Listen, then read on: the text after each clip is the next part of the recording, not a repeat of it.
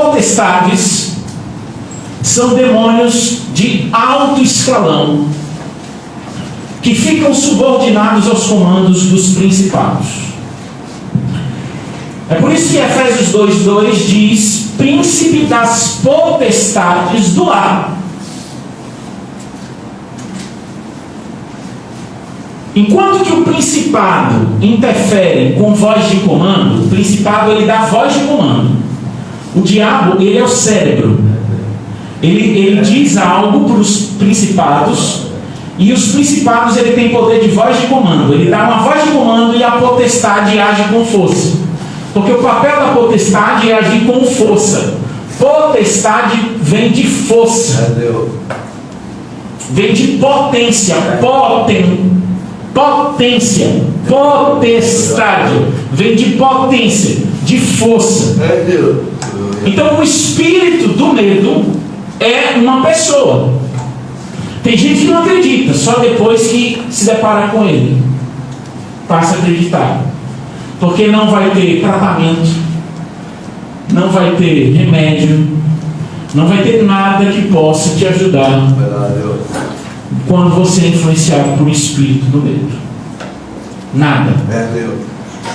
E aí às vezes a pessoa só acredita depois que é afligido por um demônio imundo desse.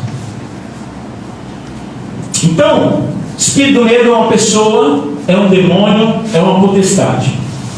Paulo diz que Deus não nos deu espírito de medo, que é um demônio, mas nos deu um espírito de poder, de amor e de autodomínio. Veja bem, como é o nome desse espírito de medo? Agramon. Mas tem outro espírito aqui nesse versículo. Espírito de poder, de amor e de autodomínio é uma outra pessoa. Sabe quem é?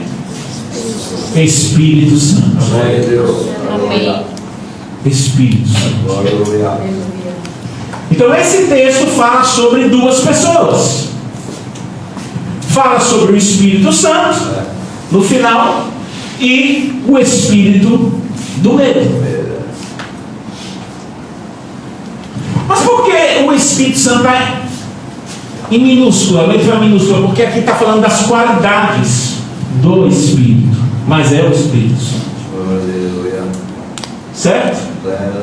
E a Bíblia diz que esse medo, que tem a sua origem num espírito maligno, no mundo espiritual, começa tudo no mundo espiritual, ele produz algo na vida das pessoas. É muito mais do que uma fobia, é muito mais do que um transtorno, é muito mais do que um medo, é muito mais do que uma ansiedade, é um tormento na alma. É possível confundir um demônio do medo com uma ansiedade? Depende do seu grau de conhecimento.